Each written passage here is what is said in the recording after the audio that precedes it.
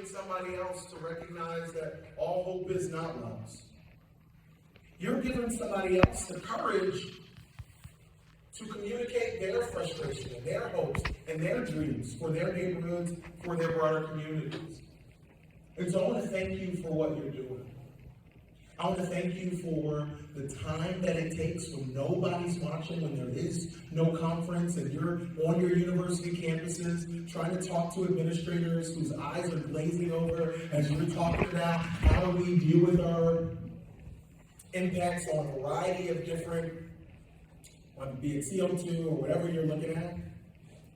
When you're pushing to make sure we are more energy efficient in buildings, that is really hard work.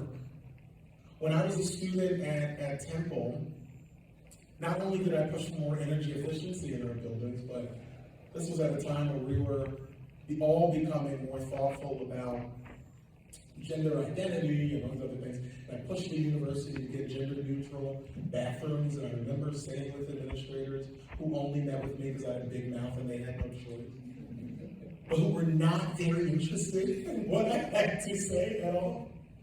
And so I know firsthand how frustrating that is. But if you go to Temple University right now, there are a lot of gender-neutral bathrooms. And it was because of the work we did.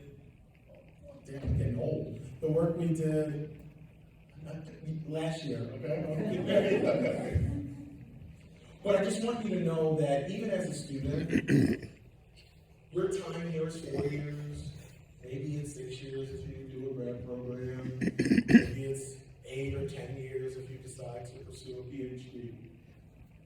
But I hope that you recognize the work that you're doing is not in vain. That your work is not to complete the race. Your work is to just run your leg of it. And much like our executive director emeritus, your work is to run that leg of the race as fast as you can and then pass that baton to somebody else. And so I will close with just sort of that thought. Take care of yourself in this work as well. This is important. This is, if we don't get it right, life-altering for all of us. Many of you understand the impact that this is going to have on climate refugees, the impact that this is going to have on people in their homes, the impacts that we're seeing from Hurricane Ian, which we just had, hurricanes and tornadoes and floods and wildfires that are getting more intense. And it is easy to think about all that and to get overwhelmed. Don't get overwhelmed. Take a break. Sit down. Take care of yourself. Seriously, take care of yourself. Because you can't do this work if you can't do this work.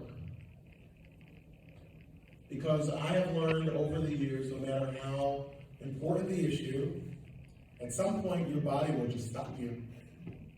It'll just stop you if you don't listen to it. And so whenever I get an opportunity to talk to people who are leading on the vanguard of issues that are so important to our planet and to our communities, I just like to impart that because we don't always take that advice. We're always on to the next thing, and we're always speaking up as loudly as we can, but we need you in this work in a long, sustainable way. And that also requires that you celebrate the victories that we've had, that you take a moment to recharge your own batteries, and that you recognize the way we're going to be most successful is if we grow this movement. And the biggest area of growth is with the people who are being impacted the most. So thank you for what you're doing. Thank you for your leadership.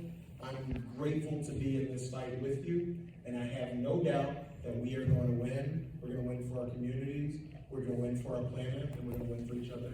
God bless you. Thank you so much.